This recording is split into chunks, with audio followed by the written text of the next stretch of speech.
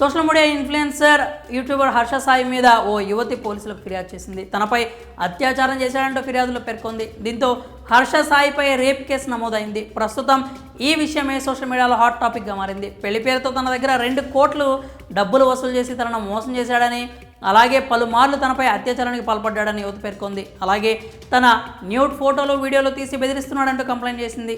ప్రస్తుతం పోలీసులు ఈ కేసుపై దర్యాప్తు సాగిస్తున్నారు. ఇదే సమయంలో హర్ష సాయి పరారీలో ఉన్నాడంటూ కూడా పలు కథనాలు వినిపించాయి. ఈ నేపథ్యంలోనే హర్ష సాయి యువతి చేసిన ఆరోపణలపై స్పందించి నిజానిజాలు త్వరలోనే బయటకు వస్తాయంటూ ఇన్స్టాగ్రామ్లో ఓ పోస్ట్ పెట్టాడు. దీంతో ఈ కేసు కొత్త మలుపు తిరిగింది. తాజాగా హర్ష సాయి లాయర్ ఈ కేసుకు సంబంధించి పలు విషయాలను వెల్లడించారు. వివరాల్లోకి వెళ్తే హర్ష సాయి లాయర్ టి చిరంజీవి ఈ కేసు విషయంపై స్పందించారు.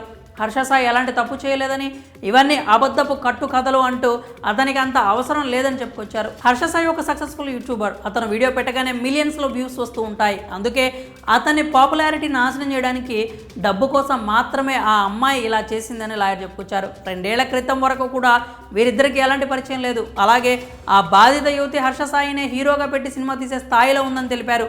నెట్ఫ్లిక్స్లో ఓ సినిమా తీసేందుకు వారిద్దరి మధ్య ఓ ఒప్పందం కూడా ఉందని, అలాంటిది హర్ష సాయి ఆమె వద్ద ఎందుకు డబ్బులు వసూలు చేస్తాడని లాయర్ చిరంజీవి తెలిపాడు.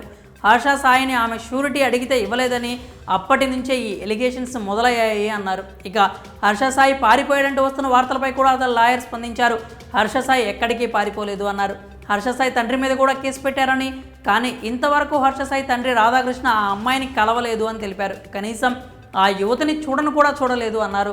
కాబట్టి అతని ఫేమ్, డబ్బు కోసం మాత్రమే ఇదంతా చేస్తున్నారంటూ లాయర్ చెప్పుకొచ్చారు. త్వరలోనే పూర్తి వివరాలు తెలుసుకొని న్యాయపరంగానే ఈ కేసును డీల్ చేస్తామని క్లారిటీ ఇచ్చారు. అయితే ఇప్పటి వరకు ఆ కంప్లైంట్ ఇచ్చిన యువతికి సంబంధించి ఎలాంటి వివరాలు తెలియలేదు. కానీ ఇప్పుడు అటు హర్ష సాయి సోషల్ మీడియాలో పెట్టిన పోస్ట్ కానీ, ఇటు అతని లాయర్ చెప్తున్న వివరాల ప్రకారం చూస్తుంటే హర్ష సాయికే ఎక్కువ సపోర్ట్ ఉన్నట్లు కనిపిస్తోంది. ఎందుకంటే ఆ బాధిత యువతి ఎవరు అనేది ఇంతవరకు తెలియదు. అలాగే పోలీసులు కూడా హర్ష సాయిని ఇంతవరకు కాంటాక్ట్ అవ్వలేదు. ప్రస్తుతం ఈ కేసు విషయంలో అనేక కోణాల్లో దర్యాప్తు కొనసాగిస్తున్నారు. హర్ష సాయి లాయర్ మాత్రం చాలా కాన్ఫిడెంట్గా సాయికి అడిగిన ముత్యం అంటూ ఇది చట్ట ప్రకారం నిలబడే కేసు కాదంటూ చెప్తున్నారు. పోలీసులు సుదీర్ఘ విచారణ జరిపితే కానీ అసలు నిజాలు ఏంటి అనేది తెలియదు. ఇక ఈ కేసు ఎలాంటి పరిణామాలకు దారితీస్తుందో చూడాలి. మరి హర్ష సాయి లాయర్ చేసిన వ్యాఖ్యలపై మీరేమనుకుంటున్నారో మీ అభిప్రాయాలను కామెంట్స్ రూపంలో తెలియజేయండి.